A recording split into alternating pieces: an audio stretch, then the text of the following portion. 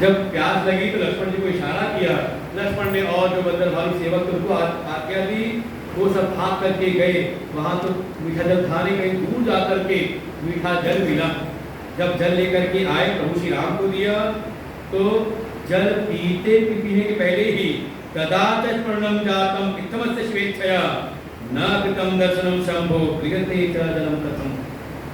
प्रभु श्री राम को जल पीने को थे, तभी उनको स्मरण में आया, अरे मैंने अपने प्रभु को तो जल अर्पण किया नहीं, बिना उनको जल अर्पण किए, बिना उनकी पूजा किए मैं कैसे जल ग्रहण करूं। तुरंत ही वहां पर अन्याय जगह वर्णन ऐसा आता है कि हनुमान जी को भेजा एक बार से कुछ तैयार होने के बाद, जाओ भगवान से कोई उनका कोई विग्रह ले आओ, शिवलिंग ले आओ। वो भी कथा आती है। और शिव पुराण में कहा कि वहीं पर जब ऐसा स्मरण आया तो उसी क्षण भगवान राम ने पश्चात पापी पूजा चकार भगवान श्री राम ने वहीं पर पार्थिव शिवलिंग का निर्माण किया और उनको भगवान को जल अर्पण करने लगे। उनकी सेवा से भगवान शिव बड़े प्रसन्न हुए। क्या वरदान दूं आपको? तो श्री राम ने कहा, प्रभु बस यही कृपा करो कि आपके भक्त पर विजय पानी हो, वो भी आपका भक्त है, ऐसी कृपा करो कि मेरी विजय हो। और तो और आप यहीं पर स्थापित हो जाइए। मैंने आपकी स्थापना की है, तो जो मेरे ईश हैं, रामस्य ईश्वर, आप उसी रूप में राम के ईश्वर के रूप में आप यहाँ स्थापित हो जाएंगे। नाम हो जाए रामेश्वरम। भोले बाबा मुस्कुराए, कहे नाम तो रहेगा रामेश्वरम ही, लेकिन इसका भाव थोड़ा दूसरा रहेगा। प्रभु श्री राम का भाव था कि राम के जो ईश्वर हैं, रामस्य ईश्वर, जो राम के ईश्वर है उनका नाम है रामेश्वरम। भोले बाबा मुस्कुराए, कहा नहीं, नाम तो रामेश्वरम ही रहेगा, लेकिन भाव ऐसा होगा, राम ईश्वर यस्य, राम जिनके ईश्वर हैं। देखो यह है समास का के भाषा का के, कि राम जिनके ईश्वर हैं उनका ये शिवलिंग है, उनका नाम है रामेश्वरम। दोनों मुस्कुराए अपना और ऐसा विधान बनाया, दिव्य गंगा जले नैव नाभिषेक शिवम। जो कोई रामेश्वर का अभिषेक करेगा गंगा जल की धारा से, उस पर हरि और हर दोनों की ही दैव कृपा होगी, वो भोग मोक्ष सब कुछ प्राप्त कर लेगा अपने जीवन में। ऐसी महिमा हुई रामेश्वर ज्योतिर्लिंग की। इसके उपरांत कितने हो गए? पक्का मतलब आखिरी है ये, आखिरी कथा सुनाई एक शिवलिंग की। और कई बार समाज में एक भ्रांति फैलाई गई कि माताएं शिवलिंग की पूजा नहीं कर सकती, है ना? उनके प्रमाण है ये। हाँ बिल्कुल, बस ध्यान रखना है अशौच अवस्था में, और ये तो सभी के लिए है। अगर कोई पुरुष भी अगर शुद्ध अवस्था में नहीं, अशौच अवस्था में है, तो जाकर के भगवान शिव की पूजा करने का अधिकारी नहीं है। बस इतना भी आवश्यकता है। कथा सुनाई, एक ब्राह्मण है, सुधर्मा नाम के एक ब्राह्मण देवता है। दक्षिणस्याम दिशि श्रेष्ठो गिरिदेवे संज्ञकः महाशोभान्वितो नित्यं राजते बुधदर्शनम् सुधर्मानां पिप्रश्च निवसत् ब्रह्मवित्तम्। एक बड़े विद्वान ब्राह्मण है, नाम है सुधर्मा। भगवान शिव के अनन्य भक्त हैं, परम ज्ञानी हैं। इनका विवाह हुआ, इनकी पत्नी का नाम सुदेहा। लेकिन विवाह के बहुत समय के बाद तक भी इनके यहाँ कोई संतान की उत्पत्ति नहीं हुई। ये जो ब्राह्मण देव है सुधर्मा, इनके मन में तो कोई क्लेश नहीं, कोई इनको मन में कैसा भाव नहीं आता। मन का भाव नहीं भगवान शिव की जैसी इच्छा। लेकिन जो पत्नी है सुदेहा, इसके मन में बार बार होता है हमारे कोई संतान नहीं। और यदा कदा कभी चली जाए किसी अड़ोस पड़ोस में, तो वहां भी कई बार लोग कटाक्ष कह देते, कह रहे ये तो बांझ है, ऐसा तो बोल देते, इसको बड़ा दुख होता। लेकिन बहुत सारा काम कहने के बाद भी बहुत सारे प्रयत्न किए, कोई पुत्र नहीं हुआ। सुधर्मा ने कहा तुम चिंता ना करो, हम जैसे हैं वैसे ही ठीक हैं, अपने मन को भगवान शिव की भक्ति में लगाओ। भाई देखो जैसी स्थिति भी है, पुत्र है तो पुत्र के साथ भगवान की भक्ति करो, अपने कर्तव्य का पालन करो, और ना हो तो जैसे हो वैसे ही भगवान की भक्ति में मन को लगाओ। ऐसा ही समझाया बार बार, लेकिन सुदेहा मानी नहीं। इसने कहा ऐसा करिए, आप पुत्र उत्पन्न करने के लिए आप दूसरा विवाह कर लीजिए। सुधर्मा ने बहुत समझाया, नहीं ठीक नहीं है, तुम्हें समस्या होगी। तुम कहीं ना कहीं मान लो तुम्हारी दूसरी कोई पत्नी में ले आओ, उससे तुम ही ईर्ष्या करोगे। इसने कहा नहीं, ऐसा करिए, आप मेरी माता की जो दूसरी कन्या मेरी बहन है घुष्मा, आप उससे विवाह कर लीजिए। अपनी बहन से कैसी ईर्ष्या द्वेष, आप उसी से कर लीजिए। इदानीमस्तीत्वं च मत्प्रियेयं तथा पुनः पुत्र सूचितदाय तथा स्पर्धां भविष्यति। आप मेरी बहन से विवाह कर लीजिए, उससे मेरी कैसी ईर्ष्या द्वेष, उसे मैं अपनी बहन की जैसे मान के रखूंगी। बहुत दिन करने पर विवाह हो गया। और इधर जब आई घुष्मा तो अपनी बड़ी बहन को बड़ा आदर सत्कार देते हुए, अपने पति के मार्ग का अनुकरण करते हुए निरंतर भगवान शिव की सेवा करते। और इसके भीतर भी एक भाव, नित्य ही भगवान की पार्थिव मूर्ति बनाती। कनिष्ठा चैव या पत्नी स्वस्रनुज्ञा अवाप्य च पार्थिवान् चकाराशु नित्यमेकोत्तरं शतम्। ये नित्य ही 101 पार्थिव शिवलिंग बना करके उसकी निरंतर अपनी बड़ी बहन की आज्ञा लेकर के पति के साथ ये बड़े प्रेम भाव से श्रद्धा से भगवान की पूजा करती। और जब पूजा करे तो पार्थिव शिवलिंग का एक नियम है कि उसको निर्माण करें, उसमें भगवान का आवाहन करें, उनका अभिषेक पूजन करें, और पूजन हो जाए तो उसका विसर्जन भी उसी दिन कर दें। वो नहीं कि 2-4 दिन पूजन करते रहें। उसका ये है कि रोज बनाओ, रोज आवाहन करो, रोज प्रतिष्ठापना करो और रोज उसका विसर्जन करो। रोज 101 शिवलिंगों का निर्माण करके, पार्थिव शिवलिंगों का निर्माण करती, पूजा करती और नित्य ही पास के एक सरोवर में उसका विसर्जन करती। भगवान श्री की ऐसी कृपा, एक संतान पुत्र हो गया इसके यहाँ। और जब इसको पुत्र हुआ तो थोड़ी इसकी महिमा ज्यादा होने लगी। और जब इसका ज्यादा मान सम्मान हो, ये तो रहती बड़े विनम्र भाव से घुष्मा, लेकिन जब समाज में मान सम्मान थोड़ा इसका बढ़ा तो इसकी बड़ी बहन है सुदेहा, इसके भीतर थोड़ा द्वेष प्रकट होने लगा।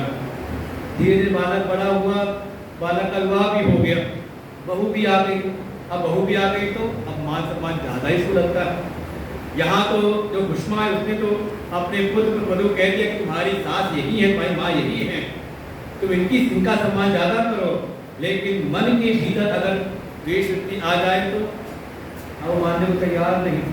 अरे धीरे धीरे इसके चित्त के भीतर इतना ज्यादा, इतना द्वेष, इतनी ईर्ष्या भीतर हुई कि एक दिन एकांत में सोते हुए वो घुष्मा के पुत्र को इसने रात में सोते सोते उसने काट करके उसके छोटे अंग किए काटे और ले जा करके उसी सरोवर जिसमें वो शिवलिंगों का विसर्जन करती थी, उसी सरोवर में फेंक दिया। कठोर प्रायशो विप्रा सा पत्नो भाव आत्मा सर्वांगम खंडयामास रातो घुष्मात् तस्यता नीत्वा दधि तत्तैवाक्षवद्युक्ता महाबला। ये सारा उसने कार्य किया रात में ही। सवेरे उठते ही जब वो बहू उठी, उसने देखा बिस्तर के ऊपर स्वामी है नहीं और ये रक्त पड़े हुए हैं। लगा जैसे कोई हिंसक पशु आ गया। अरे वो तो दहाड़ मार के रूप मार के रोने लगी। ये खबर मिली सुदेहा को, जानती सब है लेकिन ये भी झूठ आके जो से रोने लगी। अरे हमारे पुत्र का क्या हुआ, बालक को कौन ले गया, लगता है कोई हिंसक पशु उठा करके ले गया इसको। इधर खबर मिली घुष्मा को भी, लेकिन उसका जो नित्य का जो कार्य है भगवान शिव की पूजा, वो अपने नियम को पूरा करने में तत्परता से लगी हुई है। सबने बताया भी, लेकिन घुष्मा ने कहा ये नहीं विचार अयम सवै रक्षाम कृष्यति। घुष्मा कहते कि जिनकी कृपा से ये पुत्र मिला था वही मेरे पुत्र की रक्षा करेंगे। भक्त प्रिय विख्यात काल काल अस्तापति। ये जो महाकाल है भगवान शिव हैं, ये तो भक्तों पर कृपा करते हैं, यही महिमा है। ये अपने भक्तों का प्रिय कार्य करते हैं, इसलिए उनकी कृपा से ही पुत्र मिला था, अब वही मेरे पुत्र की रक्षा करेंगे। ऐसा भाव रखते हुए वो भगवान शिव की पूरी पूजा संपन्न की। और जब वो विसर्जन का समय आया तो शिवलिंग को लेकर के जैसे जाके सरोवर में उनका विसर्जन किया। क्षिप्त पार्थिवा तत्र परावर्त सायदा तदा पुत्रकलागस्थो दृश्यते स्मरणेन। जैसे वो विसर्जन करके वापस लौटी देखा क्या तट पर किनारे ही उसका बालक खड़ा हुआ है, मां उसको ले चलो, ये आज तुम्हारी पूजा से ही तुम्हारी भक्ति से मेरी रक्षा हुई है। तब पुण्य प्रभावाद ही कृपया संकट हुई, तुम्हारे पुण्य प्रभाव से तुम्हारी भक्ति के कारण ही भगवान शिव ने मेरी रक्षा की है। और तभी तालाब के मध्य में ही भगवान शिव प्रकट हुए। प्रसन्नोस्मि वरम ब्रूहि दुष्टया मानतो हेयम ये नाम का मारिष्यामि सूरेण प्राणने। हे कुष्मा, मैं तुम्हारी तपस्या से परम प्रसन्न हुआ हूँ, तुम वरदान मुझसे मांग लो। और अभी वो जो दुष्टा है जिसने छल करके तुम्हारे पुत्र का वध कर दिया था, मैं अभी उसको दंड दूंगा, उसको अभी उसका वध करता हूँ। वो जो कुष्मा है उसने भगवान शिव को प्रणाम किया, भगवान से प्रार्थना की, तव दर्शन मात्रेण पातकम नैव तिष्ठति इदानीं त्वां वै दृष्ट्वा तत्पापं प्रस्तुतां व्रजेत। हे प्रभु, आपके तो दर्शन मात्र से ही सारे पाप नष्ट हो जाते हैं। हे प्रभु, कृपा करिए उसको भी आपका दर्शन मिले और दर्शन से आपके दर्शन से उसके सारे पाप मिट जाएं। प्रभु, वास्तव में उसने कोई अपकार नहीं किया, बल्कि उसका तो मुझ पर उपकार हुआ। उसने ये घटना न की होती तो शायद आज मुझको आपके दर्शन न प्राप्त होते। भगवान शिव ने कहा, अच्छा कोई वरदान चाहते तो मांग लो। कुष्मा ने कहा, प्रभु बस ऐसे ही आप यहीं पर स्थित हो जाओ, स्थापित हो जाओ आप, जिससे सभी के पाप नष्ट हो जाए आपके दर्शन मात्र से ही। और भगवान ने कहा, हे कुष्मा, मैं यहाँ पर तुम्हारे नाम से ही स्थापित होऊंगा। लोकानां ते रक्षार्थम अतस्थेयं राख्या तदो वाशिव तत्र प्रसन्नो महेश्वरः स्थायेत तत्व नामनाहं घुष्मेशाख्य स्वपदः। और भगवान वहाँ पर घुष्मा के नाम से घुष्मेश्वर नाम से भगवान वहाँ पर स्थापित हुए। आज के समय जाएंगे तो वहाँ कृष्णेश्वर बोलते, वहाँ की भाषा में, महाराष्ट्र में ही है। ऐसे भगवान की कृपा से ये 12 ज्योतिर्लिंगों की स्थापना हुई। कोई इनका नाम स्मरण करे उसके सारे पाप पातक मिट जाते हैं। और अगर इन्हीं स्तोत्र का नामों का स्मरण करते भगवान की पूजा करे तो 12 ज्योतिर्लिंगों के पूजा का पुण्य फल मिलता है। सौराष्ट्रे सोमनाथं च श्रीशैले मल्लिकार्जुनम् उज्जयिन्यां महाकालं ओंकारं ममलेश्वरं परल्यां वैद्यनाथं च डाकिन्यां भीमशङ्करं सेतुवन्दे तु रामेशं नागेशं दारुकावने वाराणस्यां तु विश्वेशं त्र्यम्बकं गौतमीतटे हिमालये च विश्वेशं हिमालये च केदारं विश्वेशं च शिवालये। ऐसे 12 ज्योतिर्लिंगों का जो नित्य स्मरण करें तो उस पर भगवान की नित्य कृपा होती है, उसके सारे पाप कटते हैं और पुण्यों का उदय होता है।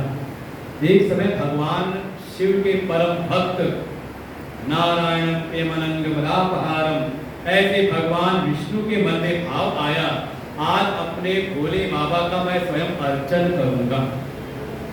और स्वयं जाकर के गिन करके 1000 कमल पुष्पों का चयन किया और लेकर के बैठ गए भगवान के शिवलिंग के सन्मुख। उनका उपचार पूजन करते हुए फिर एक एक नाम लेके भगवान शिव का एक एक पुष्प अर्पण करते हैं। शिवो हरो विडो रुद्रा पुष्करा पुष्पलोचना आर्ति गंभीराचारा सर्व शंभु महेश्वर। एक नाम लिया, शिवाय नमः अर्पण किया, ओम शंभवे नमः। ऐसे ऐसे उनके नाम लेकर के एक एक करके पुष्प अर्पण करने लगे। इधर पुष्प अर्पण करते करते 999 पुष्प अर्पण कर दिए। इधर भगवान शिव के मन में आया कि जरा अपने भक्त की परीक्षा तो लूं। और भगवान शिव चुपके से आकर के परीक्षातम हरेदीश कमलेशु महेश्वर गोपयामास कमलम तदैकम भुवनेश्वर। चुपके से आकर के एक कमल का पुष्प चुरा लिया। अब ये भगवान विष्णु एक एक नाम लेते जा रहे हैं और अर्पण करें, पूरा ध्यान भगवान शिव के ऊपर। ऐसे जब 999 हो गए, जब 1000वां नाम लिया तो जैसी थाली में देखा, हाथ लगाया, कहीं कुछ दिखा नहीं, कहाँ गया, एक कुछ कैसे कम रह गया। अब क्या करें, अगर उठते हैं पूजा खंडित होती है और ना करें पूजा पूर्ण नहीं होती। क्या करें, कैसे पूजा पूर्ण करें। तब बैठे बैठे उनके मन में आया कि इस जगत में जो मेरे भक्त हैं वो मुझको कमल नयन कह के पुकारते हैं कि मेरे जो नेत्र हैं वो कमल के समान हैं, तो क्यों ना अपना एक नेत्र ही अर्पण कर देता हूँ, एक रात पूरे हो जाएंगे। और वहीं कोई उसको गिटार लेकर के अपने नेत्रों को और जैसे में निकालने लगे, उसमें भगवान शिव भी आए, अरे मत करो मत करो, लेकिन उन्होंने निकाल करके अपना एक नेत्र ही अर्पण कर दिया। तब भगवान शिव साक्षात प्रकट हुए, कहते हे विष्णु, तुम्हारी सेवा से मैं बड़ा प्रसन्न हुआ हूँ, तुमने मेरी 1000 नामों से ऐसी सुंदर ये अर्चना की है, मैं बड़ा प्रसन्न हुआ हूँ। और प्रसन्न होकर के तुमको मैं बढ़िया एक दिव्य अस्त्र देता हूँ, 1000 अरों वाला एक मैं तुमको चक्र देता हूँ, जिसका नाम है सुदर्शन चक्र। हरिस्ते सहस्रम कमलवलिमाधाय पदयो यदेको नेतस्मिन् निजमुदहरन् नेत्रकमलं गतो भक्त्युद्रेक परिणतिमसौ चक्रवपुषा। भगवान ने प्रकट होकर के भगवान विष्णु को एक बढ़िया चक्र, तब से भगवान होकर सुदर्शन चक्रधारी चक्र अर्पण किया। इसके उपरांत आगे का एक वर्णन किया। ऋषियों ने पूछा कि जैसे सभी देवताओं का कोई ना कोई एक निश्चित व्रत भी होता है, जैसे कोई ठाकुर जी का भक्त हो तो कदम एकादशी का व्रत रखता हो तो ठीक है, और एकादशी न रखता हो तो गाय का भक्त। ऐसे पूछा कि केन व्रतेन संतुष्टा शिवो यच्छति तत्सुखम कुशला शिवकृत्येकम तस्मात् पृच्छामहे वयम्। ऋषि ने पूछा क्या भगवान शिव भी किसी व्रत से प्रसन्न होते हैं? सूर्य जी ने कहा हाँ बिल्कुल है, भगवान शिव का सबसे प्रिय व्रत है वो है शिवरात्रि का व्रत। ऐसे तो प्रत्येक मास की जो त्रयोदशी तिथि है कृष्ण पक्ष की, वो शिवरात्रि ही कहलाती है, और उसमें भी फागुन मास की हो, जिस दिन भगवान उस ज्योतिर्मय पुंज में प्रकट हुए थे, उसका नाम है महाशिवरात्रि। अगर उस दिन कोई भगवान का पूजन करे, अर्चन करे, उपवास रख करके निराहार रहते हुए, व्रत रखते हुए, तो उस पर भगवान की विशेष कृपा होती है। ऐसे तो और बहुत सारे प्रदोष के व्रत हैं, सोमवार के दिन भगवान का कोई व्रत करे, भगवान उससे प्रसन्न होते हैं, लेकिन सबसे ज्यादा महिमा है शिवरात्रि के व्रत की। उसी में श्रावण मास की भी है महिमा, लेकिन मुख्य तो है जो फागुन मास की है, जिसका नाम ही है महाशिवरात्रि। और स्पष्ट यहाँ पर वर्णन किया, मुक्ति मार्ग प्रवीणैश्च कर्तव्यं नियमानिति मुक्तैस्तु प्रापकं चैव तुष्टं उदाहृतम्। जो भी भगवान शिव की परम कृपा प्राप्त करना चाहता हो, मोक्ष प्राप्त करना चाहता हो, शिव पद की प्राप्ति करना चाहता हो, उसको अपने जीवन में 4 नियम जरूर पूरे करने चाहिए। कौन कौन से? शिवार्चनम, रुद्र जप, उपवास शिवालय, वाराणस्यां च वर्णम, मुक्तिरेषा सनातनी। अगर वो 4 चीजों का सेवन करे, 4 चीजों को अपने जीवन में धारण करे, तो भगवान शिव कृपा से उसकी मुक्ति में कोई विघ्न नहीं होता। क्या क्या? तो पहले ही कहा शिव की अर्चना, भाई शिव का भक्त शिव की पूजा तो करे, शिवार्चन करे, फिर भगवान के मंत्र का जप करे। पंचाक्षरी मंत्र है, ओम नमः शिवाय, महामृत्युंजय मंत्र है, त्रयंबकं यजामहे, भगवान रुद्र की गायत्री है, ओम तत्पुरुषाय विद्महे महादेवाय धीमहि तन्नो रुद्रः प्रचोदयात्। किसी भी एक मंत्र का जप करें, थोड़ा शिवरात्रि में उपवास करें, और उपवास करते हुए शिवालय में भगवान के विराजमान हो, और यदा कदा कभी वाराणसी भी चला जाए, जो भगवान अविमुक्त के स्वरूप से वहाँ विद्यमान है, काशी विश्वनाथ, वहाँ निवास मिल जाए तो क्या बात है। लेकिन ना भी हो तो कम से कम बीच में दर्शन तो कर आए। ये 4 कार्यों को जो करता है, मुक्ति रेखा सनातनी, उसकी मुक्ति तो निश्चित है। ऐसी महिमा बताई, और भगवान की पूजा पाठ में सब वर्णन किया यहाँ पर, कैसे कैसे पूजा करनी थी शिवरात्रि में। और शिवरात्रि के व्रत के महात्म में एक कथा सुनाई कि एक समय एक निषाद पशुओं का शिकार करने वाला एक शिकारी व्याघ्र रहता था जंगल में, अपने कुटुंब का पालन पोषण करता था किसी न किसी पशु की हिंसा करते हुए। एक दिन उसके जब घर में आया तो घर में सबने कहा हमें भूख लगी है, हमारे लिए भोजन का प्रबंध करो। तो अपने परिवार अपने कुटुंब के भोजन के प्रबंध के लिए उसने उठाया अपना तीर धनुष और निकल पड़ा जंगल की ओर। और जंगल में गया तो वो ढूंढने लगा कोई पशु मिल जाए जिसका मैं शिकार करूं। पूरा दिन बीत गया, उसको कोई शिकार मिला नहीं। सुबह से ही भूखा प्यासा ढूंढते ढूंढते उसको लगा चलो अब शाम का समय है, आसपास कोई सरोवर हो तो वहां चलता हूँ, जरूर शाम के समय कोई ना कोई पशु आएगा अपनी प्यास बुझाने के लिए, तो मैं वहीं बैठे उसका शिकार करूंगा। और चला गया सरोवर के निकट ही। क्या करूं तो वही देखा सरोवर के किनारे पर एक वृक्ष था। संजोग वो वृक्ष था बिल्व का वृक्ष, बेल का वृक्ष था। जा करके उसी पर अपना तीर धनुष कोई जल की भी प्रबंध करके अपना वो छागल वगल में वो ले करके ऊपर चढ़ गया और प्रतीक्षा करने लगा। सुबह से निराहार है, कुछ भोजन मिला ही नहीं, जोरसी का उपवास, सुबह से कुछ खाया नहीं। और संजोग वो दिन था शिवरात्रि का, वो दिन भर उपवास पे बैठा हुआ, वो प्रतीक्षा करने लगा कोई पशु आए तो मैं प्रहार करूं। इतने में देखा क्या, एक हिरनी आई जल पीने के लिए।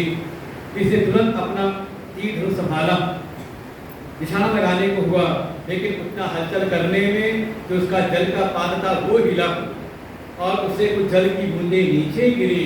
संजोग उसी वृक्ष के नीचे एक अनाथ शिवलिंग था जिसकी बहुत समय से किसी ने पूजा अर्चना की नहीं थी। वो कुछ जल की बूंदें गिरी शिवलिंग पर और तीर धनुष संभालने में उसी वृक्ष के कुछ पत्ते भी टूट करके उसी शिवलिंग के ऊपर गिर गए। और इसी समय रात्रि का पहला प्रहर प्रारंभ हुआ था। तो पहले प्रहर की ये पूजा अपने आप ही संपन्न हो गई। लेकिन जैसी हलचल हुई वो हिरनी चौंक गई, अरे प्यार तुम क्या करना चाहते हो? इसको तो आश्चर्य हुआ, हिंदी भी बोल रही है। उसने बताया मैं शिकारी हूँ, अपने कुटुंब का भरण पोषण करने के लिए शिकार करने आया हूँ, तुम्हारा शिकार करके मैं अपने परिवार वालों का पेट भरूंगा। उस हिरनी ने कहा अरे ये शरीर किसी के कार्य आ जाए इससे अच्छा क्या बात है, इससे बड़ा परोपकार क्या होगा। लेकिन मुझको थोड़ा समय दो, मैं अपने घर में अपने बच्चों को अपनी बहन को सौंप के आऊँ, अपने स्वामी को सौंप के आ जाती हूँ, फिर आऊंगी तो मेरा वध कर देना। वो व्याध ने कहा अच्छा एक बार यहाँ से निकलने के बाद क्या कोई वापस तुम आओगी यहाँ पर? उसको क्या मूर्ख समझा है? अरे उस हिरनी ने कहा नहीं, मेरी बात को तुम सत्य मानो, अगर मैं अपनी प्रतिज्ञा का पालन ना करूं तो जो बड़े से बड़े पापी अधर्मी को जो फल मिलता है, और यहाँ तो जो पाप गिनाए हैं, ब्राह्मणो वेद विक्रेता संध्या हीनातिकालकम स्त्रिया स्वामिनो ह्याज्ञां सुमनंग्य प्रियान्वितः इतगने चैव यत् पापं यत् पापमुखे हरे। का भगवान शिव से विमुख रहने वाले को जो पाप लगते हों, जो कृतज्ञ हो, एहसान फरामोश उनको जो पाप लगता हो, जो वेद का को बेचने वाले हैं, वेद को बेचने वाले, का जीविका चलाने के लिए वेद पढ़ने वाले, ज्ञान के लिए नहीं, या फिर वेद का प्रचार कर रहे हैं किस लिए, का कुछ मिलेगा कि नहीं मिलेगा, तो क्या हुआ कहीं ना कहीं इस विद्या को बेच रहे। अरे कुछ नहीं तो आज के समय में ये कथाएं भी तय हो जाती हैं, आपको पता नहीं अनुभव हो ना हो, आप जाओ बात करने तो पहले ही वहाँ हो जाता है क्या देंगे आप, कितना खर्चा करेंगे आप। तो क्या हुआ, कहा जो वेद का ज्ञान हमने प्राप्त किया था आत्म कल्याण के, जगत कल्याण के लिए, उसको भी पहले विद्या बेची नहीं जाती थी। इस प्रकार से ऐसे जो करते हैं उनको जो पाप लगता है, वो पाप सारे पाप मुझको लगे अगर मैं वापस लौट करके ना आऊं। उस व्याध को लगा इतनी बातें कही, ठीक है जाओ, वो चली गई। अब ये बैठे बैठे प्रतीक्षा कर रहा है, तब तक ये पहली रात्रि का पहला प्रहर पूरा हुआ, दूसरा प्रहर प्रारंभ हुआ। इतने में देखा एक और हिरनी आ रही है, वो फिर वो सजग हुआ, सावधान हुआ, इतना तीर संभालने में फिर वो बात हिला जल की बूंदें गिरी, कुछ बिलपत्र गिरे और दूसरे प्रहर की भी पूजा अपने आप ही संपन्न हो गई। लेकिन हृदय ने पूछा, अरे क्या क्या कर रहे हो तुम, क्या करने जा रहे हो? तुम दृष्ट्वा किम करोषि वनेचर, तुम क्या करना चाह रहे हो? उसने फिर कहा, तेरा वध करूंगा, तुमको जाके अपने परिवार को खिलाऊंगा 13 मास। उस हिरनी ने प्रार्थना की, अरे ये मेरा शरीर किसी काम आ जाए, इससे अच्छा क्या होगा? लेकिन मेरे यहाँ कुछ बच्चे हैं, उसको मैं अपनी बहन को सौंप करके आ जाऊँ, अपने जो उसके स्वामी उसको बता के आ जाऊँ, जिनकी मैं सेवा करती हूँ, फिर आ जाऊँगा तो मेरा वध कर लेना। उसने कहा, ऐसे कह के हिरनी जा चुकी है, तुम्हारा आई नहीं, तू भी जाएगी, तू भी वापस नहीं आएगी। लेकिन हिरनी ने फिर वहाँ पर कहा कि अगर मैं वापस ना आऊँ तो मुझको वो पाप लगे जो कि इन पापियों को लगता है। यहाँ भी ना आया है, वाचा चेतो यस्तु सकितम तेन हारितम विष्णु भक्ति समायुक्त शिवलिंगां करोति यः पितृस्य मातात्य शून्यम चैवा कबीरः। ऐसे ऐसे कहा कि बिल्कुल जो वेद धर्म का उल्लंघन करने वाले उनको जो पाप लगता है, जो वाणी से किसी को प्रण करके उसे मुकर जाए उनको जो पाप लगता है, जो विष्णु की भक्ति करे लेकिन शिव की निंदा करे उनको जो पाप लगता है, जो अपने पितरों का समय आने पर पितृपक्ष में साथ अर्पण ना करे उनको जो पाप लगता है, वही पाप मुझको लगे अगर मैं वापस ना आऊं। अब इतनी बातें कही तो कहा ठीक है, फिर शांति की सदनम पीपा हिष्टा गच्छ, तुम आश्रम जाओ, अपने घर को करके आ जाओ। धीरे धीरे वो भी गई, ये समय बीता, रात्रि का तीसरा प्रहर प्रारंभ हुआ। अचानक देखा कि हिरण आया, वहां पर एक मृग आया, इसने फिर अपना तीर संभाला, फिर वही सारी घटना घटित हुई। वो जल की बूंदे गिरी नीचे शिवलिंग पर, कुछ बिलपत्र गिरे और इतने वो हिरण बोला, क्या करने जा रहे हो? उसने कहा, बताए वही सारी बात हुई, उसको मारूंगा, तेरा मांस लेके जाऊंगा, अपने परिवार को खिलाऊंगा। उस हिरण ने कहा, मुझको थोड़ा समय दे दो, मैं अपने बच्चों को उनकी माताओं को सौंप करके आ जाऊं, फिर तुम मेरा शिकार करना ले जाना, तुम्हारे काम आ जाए, मेरा शरीर इससे बढ़कर के क्या होगा? उसने कहा, बस यही हो रहा है, सुबह से बैठा हूँ यहाँ पर, शाम से बैठे बैठे यही हो रहा है, तुम्हारा यही बातें के चला जा रहा है, वापस कोई आ नहीं रहा। उस हिरण ने कहा, शृणु व्यात प्रवक्ष्यामि नान्तं विद्यते मयि, मैं झूठ नहीं बोल रहा, मैं अगर वापस ना आऊं तो समझ लेना मुझको वही पाप लगे, मैं बिल्कुल सत्य कह रहा हूं। और इसने भी बहुत सारी बातें बताई। शिवहीनम मुखम यस्य लोभ कर्ता क्षमोपितन परमणि शीफलस्यैव त्रोटने पक्षभक्षणे असंपूज्य शिवम भस्म रहित चान्न भुक्तय। शिवरात्रि के दिन कोई भोजन करता हो तो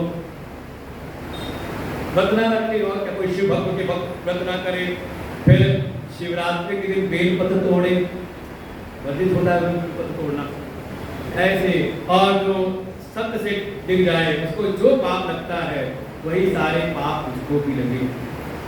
इसने कहा, फिर जाओ तुम भी। अब ये हिरण जब आया अपने घर तो पहले से आए हुए हिरनियां तीनों मिलते हैं और तीनों ने वो सारी बात कही। सब कहते हैं, ऐसा करते हैं कि मैं चली जाती हूँ, उसने कहा नहीं मैं जाती हूँ, तुम लोग बच्चों को संभालो। हिरण ने कहा नहीं नहीं, माताओं की आवश्यकता ज्यादा होती है। वास्तव में माताएं बच्चों को पाल लेती, पिता नहीं पाल सकता अकेले, ये बिल्कुल वास्तविकता है सब संसार में। माताओं की आवश्यकता ज्यादा होती है, मैं जाता हूँ। तीनों में चर्चा हुई, तीनों ने कहा हम तीनों ही पढ़ करके आए, तीनों ही हम चलते हैं। बच्चों को किसी पड़ोसी के हवाले किया और तीनों चल पड़े, दोनों हिरनी और वो हिरण। लेकिन जब पहुंचे ये तो पीछे पीछे उनके जो बालक थे बच्चे वो भी वहीं आ गए। तो उन्होंने कहा, हे प्यार तुम हमारा शिकार कर लो। इतने में जब वो देखा उनको चौका, तो चौथा प्रहर प्रारंभ हुआ था, वो फिर जल की बूंदें गिरी, बिल्का गिरा और चौथे प्रहर की पूजा संपन्न हुई और भगवान शिव का अर्चन हुआ। परिणाम तो उसका हृदय परम शुद्ध हो गया। देखो पूजा का फल ये हृदय की शुद्धि। उसको लगा देखो ये पशु शरीर में रह करके भी अपने धर्म का पालन करते हैं, मर्यादा का पालन करते हैं, और मैं कैसा इस मनुष्य शरीर में आकर के भी अपने स्वार्थ से क्या इनका संहार करने के उद्यत हुआ हूँ। इतना पापी हूँ मैं।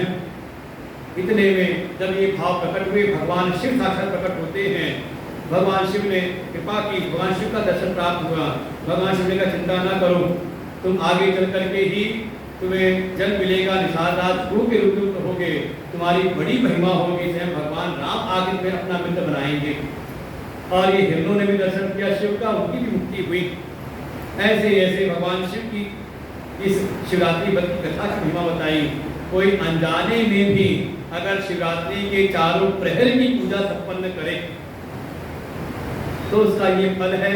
तो कोई अगर श्रद्धा प्रेम से करे तो दिन भर उपवास रखे और रात्रि में भगवान शिव का अर्चन करे, चारों प्रहर की पूजा संपन्न कर ले, भगवान की क्या कृपा उस पर होती होगी। मुक्ति चतुर्विधा प्रोक्ता श्रूयतां तदयामि च, उसको चारों प्रकार की मुक्ति प्राप्त हो जाती है। सारूप्या चैसा लोक्या सानिध्यता परा सायुज्या तत्त्रिसा बतेनानेसा क्या भवेत। इस व्रत के द्वारा उसको चारों प्रकार की सारूप्य, भगवान शिव का ही सारूप्य मिल जाता है, उनके समान ही हो जाता है। सालोक्या, भगवान शिव के लोक की प्राप्ति होती है। सानिध्य, भगवान शिव का सानिध्य मिलता है। और सायुज्य, भगवान के उपयोग की वस्तु बन जाता है। और तो और ऐसी अगर अंतःकरण शुद्धि हो जाए और भगवान शिव के तत्व का बोध प्राप्त कर ले, तब तो उसको कैवल्य मुक्ति प्राप्त होती। कैवल्याख्या पंचमी च दुर्लभ सर्वणाम, तब उसको तो कैवल्य मुक्ति वो साक्षात शिव स्वरूप ही हो जाता है। शिव तत्व का बोध प्राप्त करते ही ऐसा ऐसा वर्णन किया इस पूर्ण संहिता में भगवान के ज्योतिर्लिंगों का और भगवान के सबसे श्रेष्ठ व्रत शिवरात्रि के व्रत की महिमा का वर्णन। आगे संहिता आती उमा संहिता, इसमें बहुत सारे पापों का वर्णन किया है कि कौन से पाप करने में कौन सी गति होती है, बड़े विस्तार से सभी पुराणों में आता है। जैसे भागवत जी के पंचम स्कंद में, ऐसे उमा संहिता में तो पूरे भूगोल का वर्णन किया है। यहाँ तक कि कोई मरने वाला तो उसके लक्षणों का ही वर्णन किया, मृत्यु के लक्षण, कि अगर ये लक्षण है तो 6 मास तक जीवित रहेगा, ये लक्षण है तो 1 मास, ऐसे पूरा वर्णन किया हुआ है। लेकिन लगता नहीं कि वो ज्ञान किसी काम का है। क्यों? क्योंकि अगर आप जान लो ना तो रहा साल सुख जीवन का वो भी खत्म हो जाएगा। यही होता, कई बार हम भीतर वहम पाल लेते हैं, जरा से कुछ लक्षण लगा, अनुभव हुआ और किसी को बता दिया, लगता है अब तो मैं बीमार हो गया।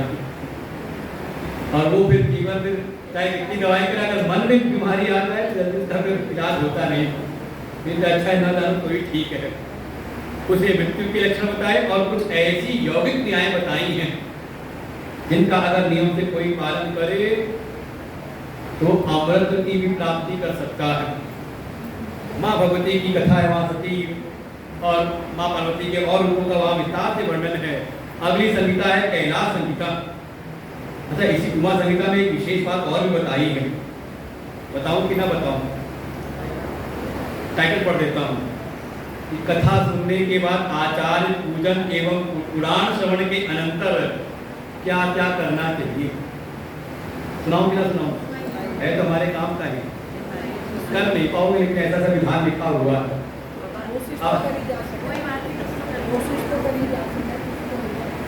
ततो वक्तारमानम्य सम, आज का दिन है ना वो, ततो वक्तारमानम्य सम पूजित तथा विधि भूषणैः हस्तकर्णानां वस्त्रैः सौम्यादिभिः शिव पूजा समाप्तौ तद्याद्धेनु सविस्तिकम् कृत्वान् आसनं सुवर्णस्य फलमानस्य सांबरम्। बहुत ज़्यादा लिखा हुआ है। वर्णन किया है कि कम से कम जो भी हमने ज्ञान की प्राप्ति की है तो कम से कम अपनी यथाशक्ति सामर्थ्य हम कुछ अपनी सेवा भी समर्पित करें, क्योंकि जब तक हम त्याग नहीं करते यथाशक्ति सामर्थ्य तब तक ये ज्ञान भीतर टिकता नहीं। यहाँ तो बहुत लंबा वर्णन किया हुआ है। यहाँ तो स्वर्ण आदि के आभूषण कम से कम कहा गया शिव पुराण का हम दान करें, उसको एक दिव्य सिंहासन पर विराजमान करके गौ का दान करें। मुख्य बात यह है कि जैसे एक दिन और भी आया था कि जिनसे भी हमें ज्ञान की प्राप्ति होती है उनकी सेवा करना ही सीधे समझ ले उस भगवान शिव की ही सेवा है, उनकी पूजा है। ऐसा ऐसा विधान बताया है। आगे कैलाश संहिता है, इसमें भी विशेष ज्ञान है, जानते नहीं किसी को, उसमें ज्ञान है कि संन्यास कैसे लेना है। संन्यास की विधि विस्तार से बताई है उस कैलाश संहिता में। जानते नहीं किसी को, संन्यास नहीं लेना किसी को। वहां पे जो हमारे वेदों के चारों महावाक्य हैं उनका वर्णन है, ब्रह्म की उपासना बताई गई है और क्या क्या विधि है और क्या क्या कर्तव्य है। मुख्य तो यही है कि संन्यास तो इसमें होना ही चाहिए। अपने सारे कर्तव्यों से निवृत्त होकर के कम से कम जीवन का जो परम पुरुषार्थ है, मोक्ष की प्राप्ति, ज्ञान की प्राप्ति, वो तो संन्यास्त होकर के ही प्राप्ति होती है। और आखिरी 7वीं संहिता है जिसका नाम है वायवी संहिता, जिसमें मुख्य रूप से पाशुपत मत का वर्णन है। एक समय ऋषियों ने प्रश्न पूछा तो तत्व के विषय में, और उपदेश देने के स्वयं आए हैं वायु देवता, और उन्होंने पाशुपत मत का यहाँ पर प्रतिपादन किया। इसके लिए 7-8 दिन तो इसीलिए चाहिए पूरा। वहां पर बताया है कि 3 चीजें हैं, सृष्टि को विचार करें, एक जड़, एक चेतन और एक तीनों का नियंता ईश्वर। एक क्षर, एक अक्षर, और क्षर अक्षर से दोनों से अतीत, दोनों का ईश्वर।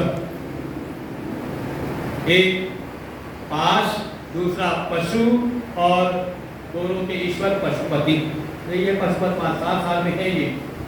ये जो सारा ये जो जगत है ये क्षर है, इसका जानने वाला साक्षी जीव का ये अक्षर है, और इन दोनों का जो स्वामी है क्षर अक्षर से भी अतीत। यस्माक्षरमतीतो हम अक्षरादपि चोत्तमः, का अक्षर और अक्षर से भी उत्तम, का परम पुरुषोत्तम, का वही है पशुपति। देखिए ये माया वही जो जगत है ये क्षर है, यही पाश है। देखो जगत की वस्तुएं तो आपको बांधती है ना, कैसे किसी से आपका हो गया राग और किसी से हो गया आपका द्वेष, यही तो है। संसार सर्वतुल्यो भी राग द्वेषादि संकुल, ये जो सारा संसार है कैसा है, उमा कहो मैं अनुभव अपना, सत हरि भजन जगत सब सपना। ये सारा जगत तो स्वप्नवत ही है, लेकिन इसी स्वप्न जगत में हम किसी कोई अनुकूल हुआ तो उसे बना लेते हैं राग। ये बहुत अच्छा ये बना रहे, और ये बहुत बुरा है, जल्दी से यहाँ से हट जाए, हो गया द्वेष। इस वाले जो राग और द्वेष है ना इस संसार में, यही है पाश। इस पाश से, राग द्वेष रूपी पाश से जो बद्ध है वही है पशु, वही है जीव। इस पाशुपत मत के द्वारा उन परम तत्व, उन शिव तत्व का ज्ञान जिसको प्राप्त हो जाता है, वो वास्तव में इन समस्त पाशों से, राग द्वेष आदि पाशों से मुक्त होकर के अपने पशुत्व को त्याग करके वो शिवत्व की प्राप्ति कर लेता है। ये जो भीतर एक भावना, देखो मैं हूं चेतन आत्मस्वरूप, लेकिन इस शरीर से ही मैं आसक्त हो गया तो शरीर के विकार मुझे अपने लगने लगते हैं, शरीर का जन्म अपना लगने लगता है। बिल्कुल समझ लो जिसके भीतर भी ये है कि शरीर के मरने से मैं मर जाऊंगा, का इसी का नाम है पशुत्व। राजंतम तुम मरिष्येति पशुम बुद्धिम इमाम जय। देखिए यही भाव आता है भागवत जी के आखिरी में भी। सुखदेव जी का हे राजन, हे परीक्षित, जो तुम्हारे भीतर ये भाव बना है कि शरीर के साथ मैं मर जाऊंगा, ये वास्तव में यही पशुत्व वाली बुद्धि है। इसका तुम त्याग करो। तुम शरीर के पहले भी थे, शरीर के साथ में भी हो, और शरीर के बाद भी तुम्हारा नाश होने वाला नहीं। ये शरीर अपने कर्मों का फल भोगता है। वो जो शिव स्वरूप आत्मा है वो निर्विकार है, अजन्मा अमरण है।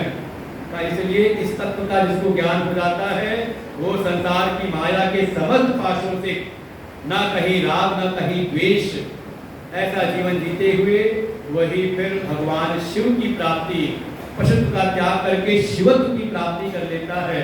यही है पशुपति जी का मत, पाशुपत मत।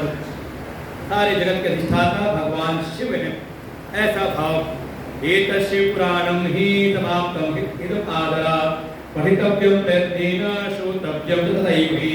यही वास्तव में सारा शिव महापुराण है। जो कोई इसका पठन पाठन श्रवण आदर पूर्वक करता है उस पर भगवान की परम कृपा होती है।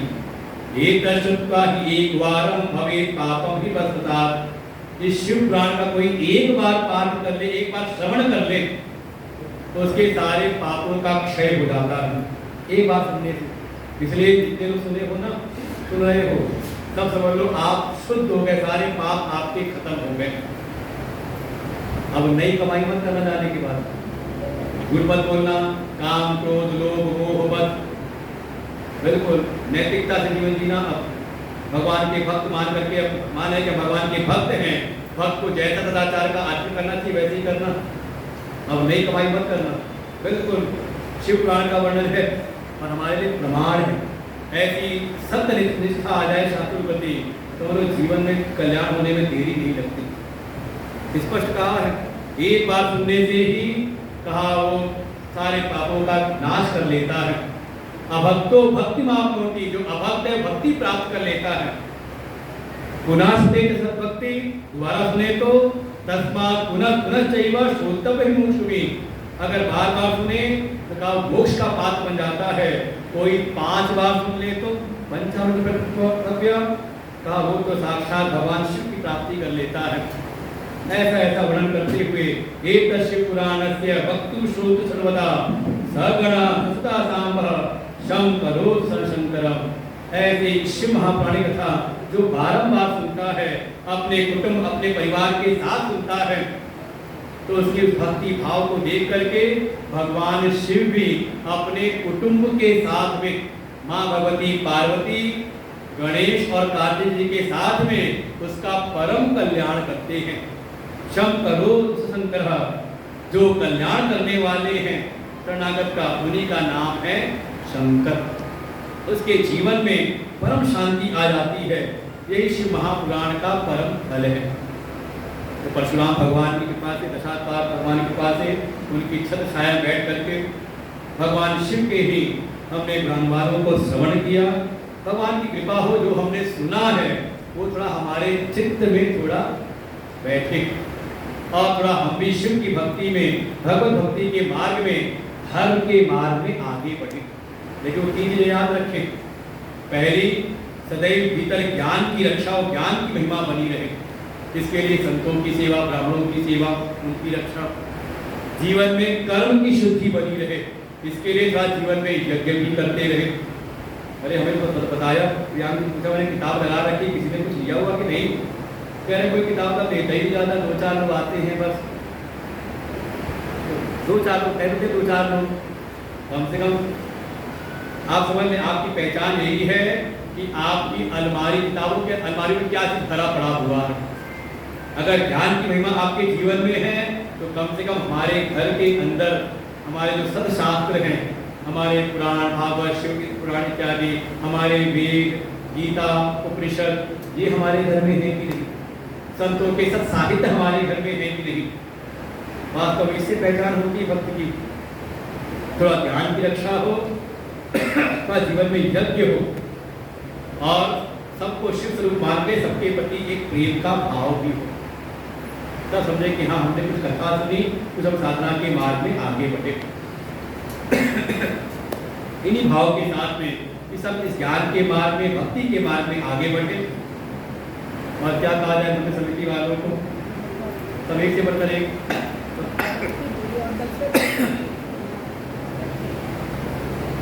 सुभाष जी ने, देखिए आप लोग भले सुनो ना सुनो, बैठ करके याद रखो ना याद रखो, सोचो सारी व्यवस्थाओं में रहते हुए, आगे पीछे सबकी व्यवस्था देखते हुए, लेकिन वो भी एक आध सूत्र पकड़ लेते हैं और उदाहरण आपको सुनाते तो याद करवाते हैं। वो सुभाष जी हैं, कन्हैया जी हैं, मुकेश जी हैं और जो इनके विजय मणि जी हैं, इनके समझे सच्चिदानंद जी हैं।